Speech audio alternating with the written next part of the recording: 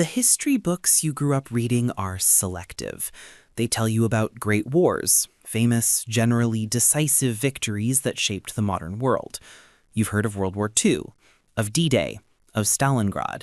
You may even know of Waterloo, Thermopylae, or Gettysburg. But what if I told you that there was a battle, one of the most brutal, blood-soaked, and horrifying in human history that you've likely never even heard of? A clash so savage, so devastating, that it left entire regions scarred for centuries, and yet somehow it has been buried beneath the dust of history? Tonight, I'm going to take you there, not to the wars that are endlessly retold, but to the forgotten nightmare. A battlefield drenched in blood, where men fought not for glory, but for survival, where commanders pushed their armies into slaughterhouses of steel and fire, where entire nations trembled, and yet the memory faded, leaving behind only whispers in obscure books and footnotes in dusty archives. This is the story of a battle that time tried to erase. But why don't we know it? Why does history hide some battles while glorifying others? The truth is uncomfortable. Some battles are remembered because they serve a narrative, triumph over evil, the rise of empires, the turning point of a war. But the battle I'm about to tell you about was so catastrophic, so meaningless in its waste of life, that it embarrassed the very people who fought it. It was a wound they tried to stitch shut, pretending it never happened. But the earth remembers. The bones buried beneath the soil remember. And once you know the story, you'll never forget it again. Picture this: tens of thousands of men, young and old, farmers and blacksmiths, noblemen and peasants alike, forced to march under banners they barely understood. They were told this was about honor, about defending their homeland, about crushing their enemies. But in truth, it was about politics, greed, and pride. They carried swords, spears, muskets, or rifles, depending on the century. But none of those weapons would save them from the chaos about to unfold. The morning of the battle was deceptively calm. The mist hung low, the air heavy with silence, the kind of silence that presses down on your chest. Both sides knew it was coming. Some prayed, others sharpened their blades one last time. Horses stomped nervously, sensing the death in the air. Commanders barked orders, trying to mask their own fear with bravado. And when the signal was given, when drums thundered and horns blasted, the field erupted into a nightmare that would last not minutes, not hours, but days. The first clash was deafening. Imagine the ground shaking beneath thousands of boots, the crack of gunfire, the clash of steel, the screams of men and animals torn apart. The smoke grew so thick that soldiers couldn't even see who they were fighting. Some struck down their own allies, blinded by the chaos. Blood turned the soil into mud. Limbs were severed, skulls crushed, bodies piled so high that survivors stumbled over them just to keep fighting. This was not the kind of battle where strategy triumphed. No clever maneuvers, no brilliant tactics. It was slaughter. It was two armies grinding against each other until one simply ceased to exist. And the commanders, safe at the rear or high on horseback, watched as thousands were fed into the grinder. For them, it was numbers. For the men on the ground, it was hell. As the day dragged on, the field became unrecognizable. Rivers ran red, forests were set ablaze. The cries of the dying echoed into the night, long after the fighting had stopped. Some men begged for water, others begged for death. And yet somehow, when dawn came, the survivors were ordered to rise and fight again. This battle was not decided in a single charge. It dragged on day after day, each side refusing to yield even as their ranks thinned. Imagine fighting for hours, collapsing from exhaustion, sleeping beside corpses, then waking only to be pushed back into the slaughter. Imagine the stench, the smell of blood, of rot, of smoke and burning flesh. Soldiers described it as unbearable, a stench that haunted them for the rest of their lives. And for what? That is the question that makes this battle so horrifying. It was not a decisive victory that ended a war. It was not a moment of triumph that changed the world. It was meaningless. A war of pride, a contest of egos, where thousands of lives were thrown away for lines on a map that would later be erased. That is why history does not want you to know this battle, because it was not glorious. It was shameful. But the ground remembers. Even now, centuries later, farmers still plow up bones where this battle took place. Archaeologists uncover pits of skeletons, men thrown into mass graves like refuse, stripped of names and dignity. And when you look at those remains, shattered skulls, splintered ribs, rusted weapons still lodged in bone, you realize that history's silence is not forgetfulness, it is guilt. This was one of the most brutal battles humanity ever fought, and yet you were never taught about it. But tonight we break that silence. Tonight we descend into the carnage, step by step, and uncover the truth of a battlefield that swallowed thousands of souls and left scars still visible in the land itself. What makes this story more haunting is how familiar it feels, because though the weapons have changed, though the banners and languages differ, the essence remains the same. Men are still thrown into wars they don't start, battles are still fought for causes they don't believe in, and history still buries the shameful truths. The battle we're about to explore is a mirror of every forgotten slaughter, every erased tragedy, and that is why you must hear it. The soldiers who died here did not know they would be forgotten. They fought with the same fear, the same courage, the same desperation as those in battles we glorify. But history turned its back on them. Their screams were buried under politics. Their sacrifice was erased. Until now. Because once you hear their story, once you step onto that battlefield in your mind and feel the horror they endured, you cannot unknow it. And you will understand why this is called the most brutal battle you've never heard of. To understand how this nightmare unfolded, we need to step back in time to the events that lit the fuse. Wars are rarely sudden. They are storms that brew slowly, clouds gathering for years before lightning finally strikes. And this battle was no exception. It was born from pride, ambition, and betrayal, from rulers who gambled with lives like chips on a gaming table. The region in which this battle took place was a powder keg. Empires clashed at its borders, kingdoms jostled for dominance, and local rulers schemed in the shadows. The common people had no say in these struggles. They were farmers trying to feed their families, merchants trying to earn a living, craftsmen shaping tools for survival. But to the powerful, these ordinary lives were expendable. Armies needed bodies, and bodies were taken, sometimes willingly, often not. Conscription was brutal. Men were ripped from their villages with little training, handed weapons in order to march under banners they barely understood. They were told it was their duty, that their land, their faith, their honor was at stake. But in truth, the battlefield they were walking toward was not theirs. It was a chessboard for kings and generals, and they were pawns. As tensions escalated, skirmishes broke out along the borderlands. Raiders burned villages, supply routes were cut. The earth itself seemed to groan with anticipation, waiting for the cataclysm. Then came the call, full mobilization. Thousands upon thousands of men were gathered, pulled from every corner of the land, and thrust in the ranks that stretched as far as the eye could see. Imagine the sight. Endless columns of men marching, carrying packs heavier than they were prepared for, their feet blistered, their faces grim. Horses hauling cannons, wagons creaking under the weight of supplies, officers shouting, drums pounding, flags snapping in the wind. To some, it looked like glory, an army on the move.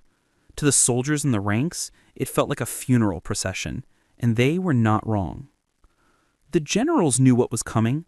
Both sides were determined to crush the other in a single decisive engagement. Negotiation was no longer possible.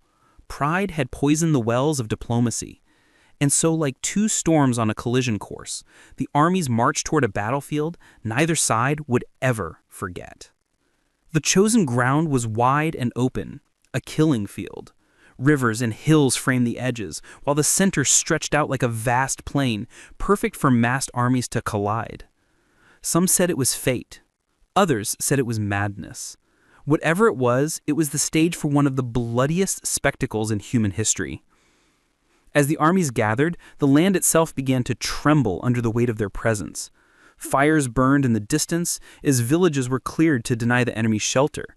Local peasants fled or hid in forests, leaving behind empty homes and abandoned fields. And in the middle of it all, the soldiers waited. Days passed. Tensions grew unbearable. Men whispered about omens, strange lights in the sky, animals fleeing, dreams filled with death. Fear spread like disease. But orders were orders. They had no choice but to stand and wait for the command that would send them into hell. Finally, the day came.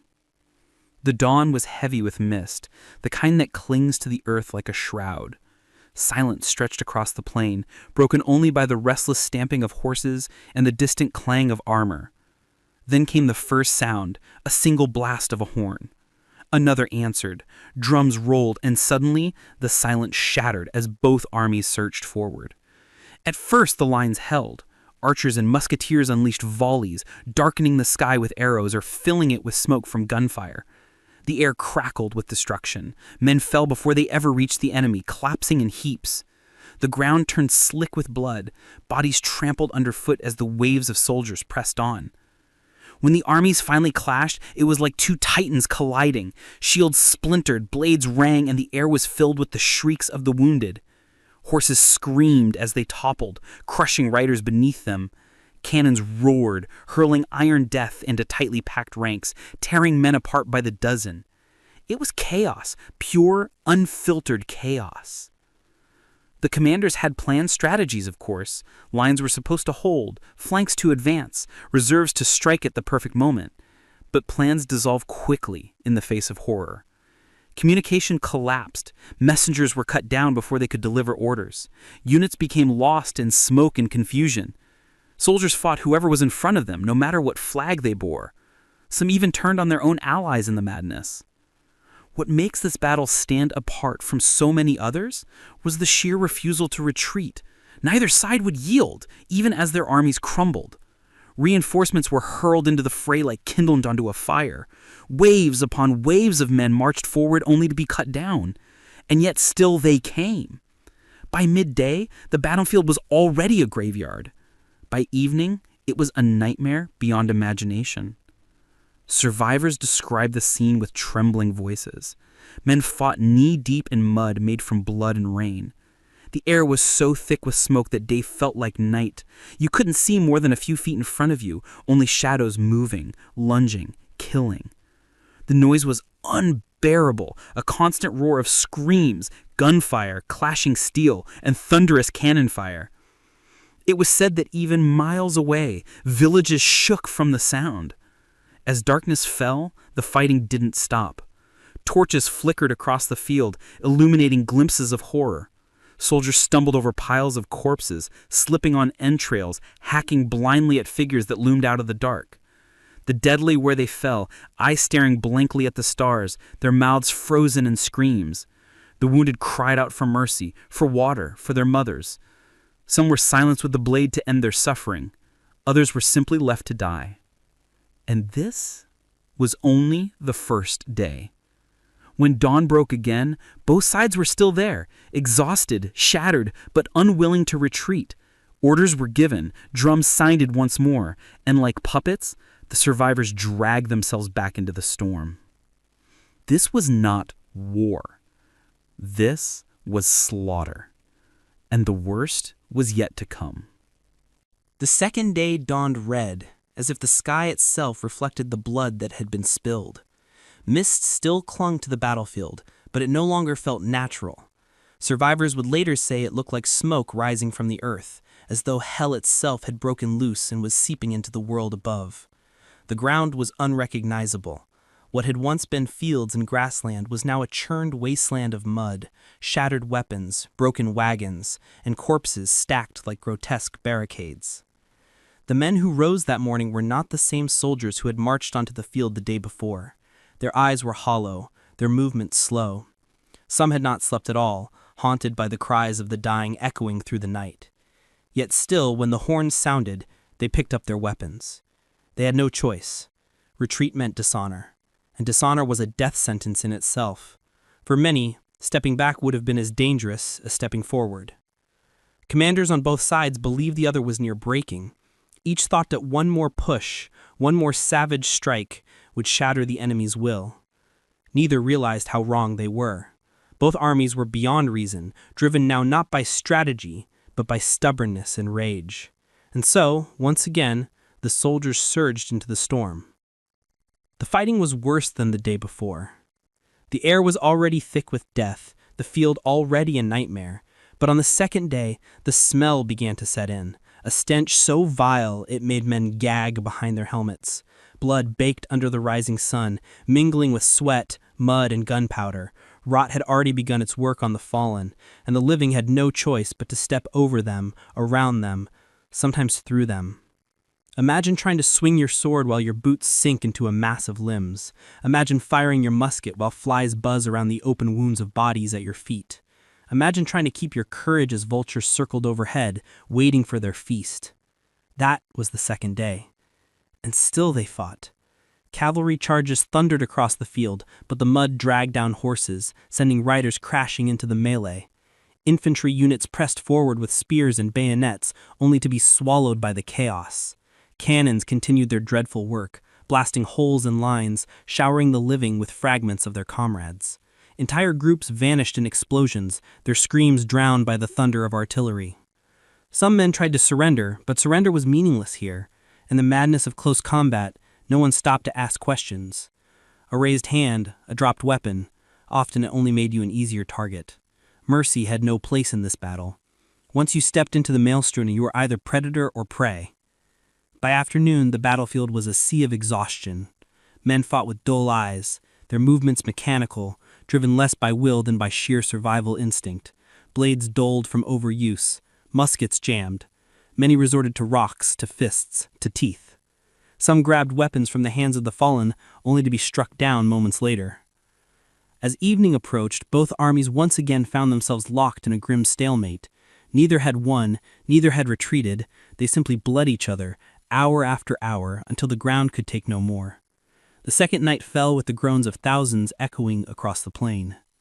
But night was no reprieve. The wounded littered the field, crying out in agony, their voices carrying across the darkness. Some begged for water, others for death. A few tried to crawl back to their camps, dragging broken limbs, leaving bloody trails behind them. Many never made it. Wild dogs and scavengers prowled the edges of the battlefield, emboldened by hunger. Soldiers too weak to move sometimes became prey before the eyes of their comrades. And in the darkness, men began to whisper, maybe this wasn't a battle at all. Maybe it was a punishment, a curse. The third day arrived, and with it, madness. By now, both armies were shadows of their former selves. Supplies were dwindling, food and water were scarce, soldiers were starving, dehydrated and delirious. Yet still, the leaders, desperate for victory, ordered another assault. What else could they do? Neither side could accept defeat. Pride still sat on the throne even as their soldiers perished, and so, once again, the soldiers surged into the storm. The fighting no longer had the intensity of the first day, nor even the desperation of the second. It had become slower, more brutal in its simplicity. Men no longer swung their swords with precision. They hacked and clawed. They shoved enemies into mud pits and drowned them. They strangled with bare hands. Some soldiers collapsed mid-charge, too weak to even lift their weapons, trampled underfoot by friend and foe alike. It was less a battle, more a slaughterhouse where sanity had no place. By midday, commanders realized they could not win with strategy. They began throwing every last reserve into the fight. Young boys barely old enough to hold a weapon, old veterans dragged from retirement, anyone who could stand was pushed forward. And with every wave, the bodies piled higher. The once flat plain now resembled hills of corpses, ridges of death across the landscape. The heat grew unbearable, the stench suffocating. Some men vomited in their helmets. Others went blind from smoke and exhaustion. Still, the killing continued. As the sun dipped low, survivors on both sides began to notice something eerie creeping into the chaos. The battlefield that had roared with endless screams and thunder for 2 days was beginning to fall quiet. Not because the fighting had ended, but because there were fewer voices left to scream. By nightfall, the third day ended in near silence, broken only by the groans of the wounded and the crackle of fires consuming abandoned wagons. The commanders huddled in their tents, realizing the truth. They had unleashed a storm that neither could control. And tomorrow, they would have to face its full fury. The fourth day was coming, and with it, the breaking point of human endurance. The fourth day was unlike any other. When the sun rose, it illuminated not soldiers preparing for war, but broken men staring into nothing. The battlefield no longer looked like a place for humans. It was a wasteland, a vision of the underworld. Hills of bodies, blackened by fire, buzzed with flies. Pools of blood had hardened into dark lakes. Weapons lay scattered like bones, many still clutched in the stiff hands of the dead. For the survivors, each breath was a battle. They were starving, their throats parched, their skin blistered under the relentless sun. Some had not eaten in days. Others drank from the muddy pools, water fouled with the corpses of friend and foe alike. It made them sick, but thirst is stronger than fear. And so they staggered forward when the horns sounded again, though most no longer believed in victory. The commanders screamed about honor and duty, waving their swords to inspire men who could barely lift their arms. But the soldiers were not listening anymore. Their minds were slipping into something darker. What had begun as loyalty to a cause had turned into something primal, survival at any cost. And that is when the lines began to blur. On the fourth day, order collapsed. Soldiers broke formation, no longer caring for banners or orders.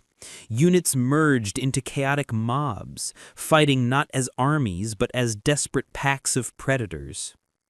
Some turned on their own comrades in fits of madness, cutting down allies for food, for weapons, or simply because their sanity had snapped. The battlefield became frenzy, where nobody could tell friend from enemy. The leaders tried to rally their men, but the soldiers were deaf to their voices. Mutiny spread like fire, drums beat in vain, flags waved uselessly, horns called out with no response. The chain of command had been shattered under the weight of suffering. For the first time since the battle began, it was no longer about nations or kings. It was every man for himself. What followed was pure anarchy. Eyewitness accounts describe scenes that sound more like nightmares than reality. Men fighting with broken bones protruding from their flesh. Starving soldiers tearing raw meat from fallen horses. Others scavenging armor and weapons from the dead while arrows rained down around them. Some, too weak to fight, simply lay down beside the corpses and waited for death. Cavalry charges became suicide missions. Horses refused to move forward, rearing back in terror at the sight and smell of the field.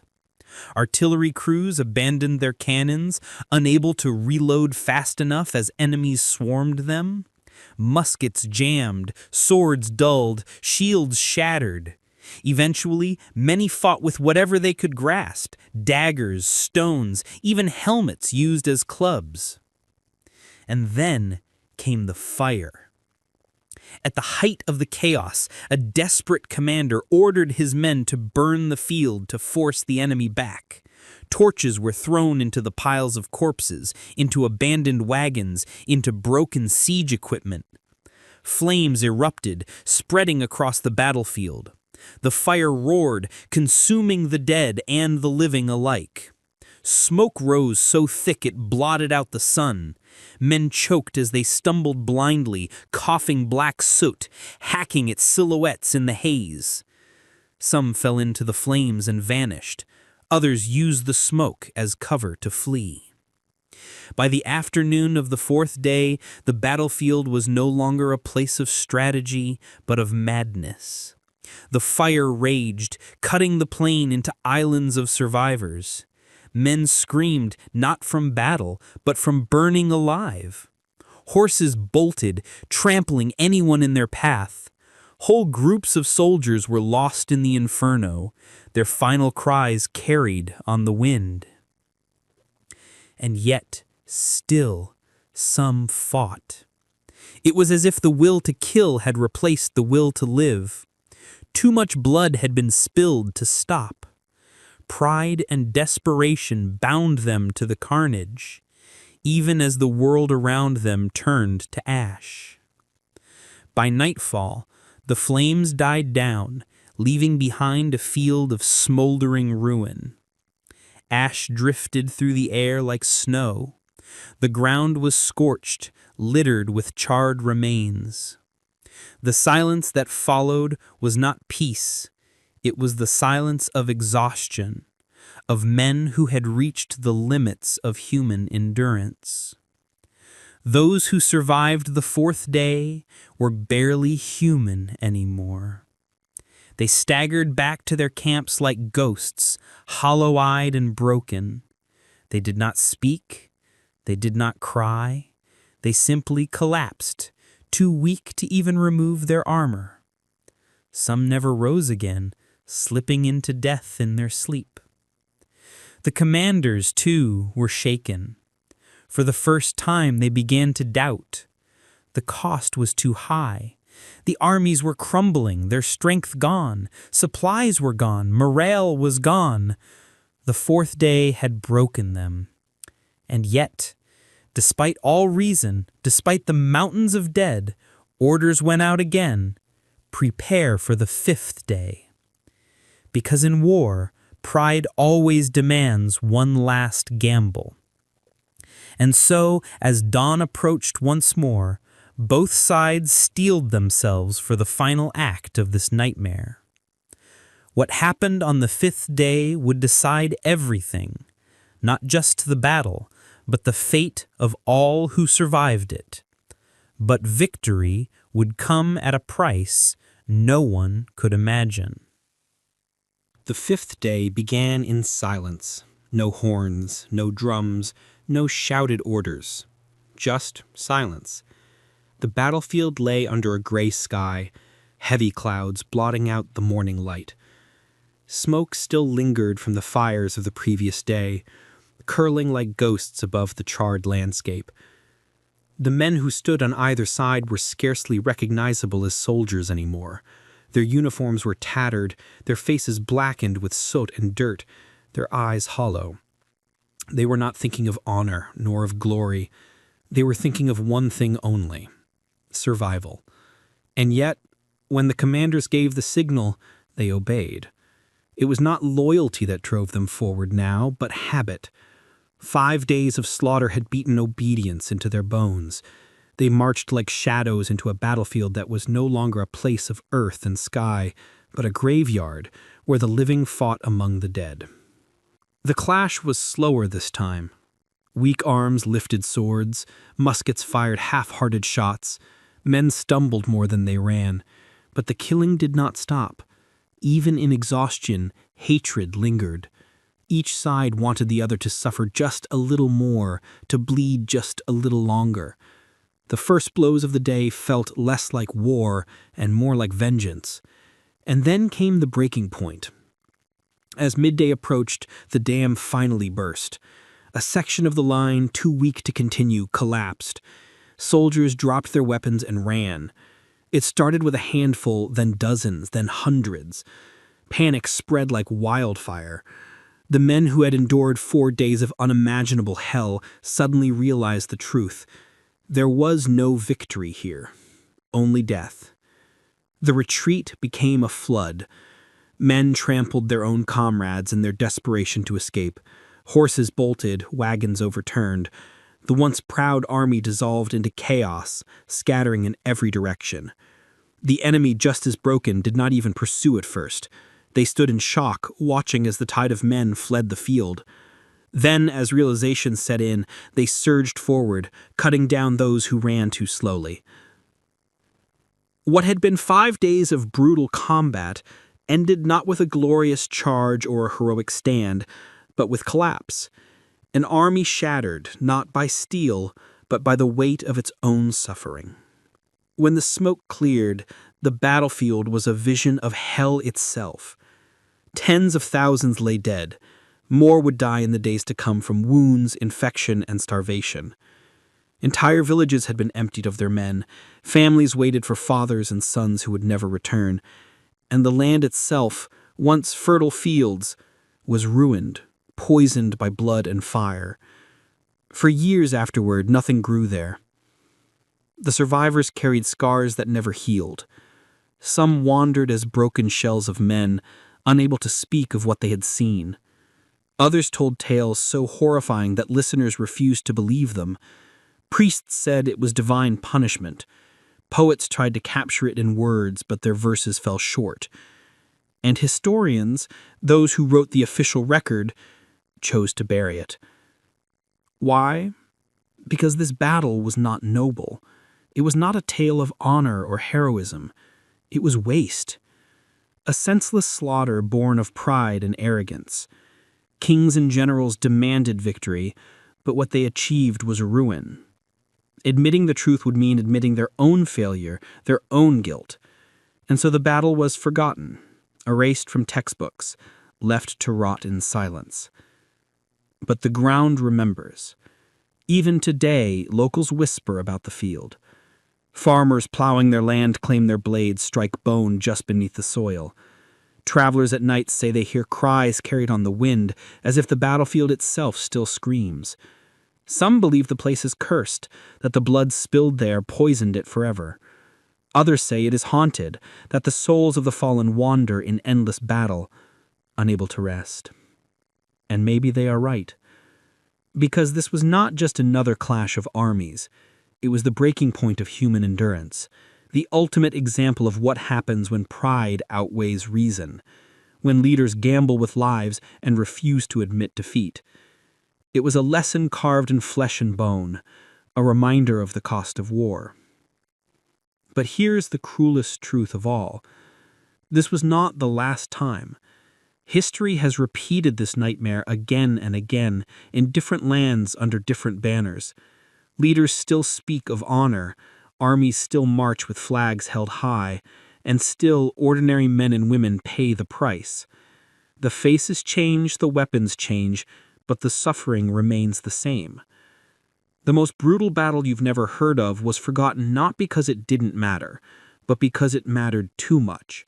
It showed humanity at its worst, stripped of illusions. It revealed the truth that war is not glory. It is ruin. And ruin is a story no one wants to tell. Yet, here we are, telling it again. So the next time you hear tales of valor and victory, remember this forgotten field. Remember the screams that never ended, the fires that turned day into night, the men who vanished into ash. Remember the silence that followed, the silence that speaks louder than any drum or trumpet. Because history is not just the victories we celebrate, it is the horrors we bury.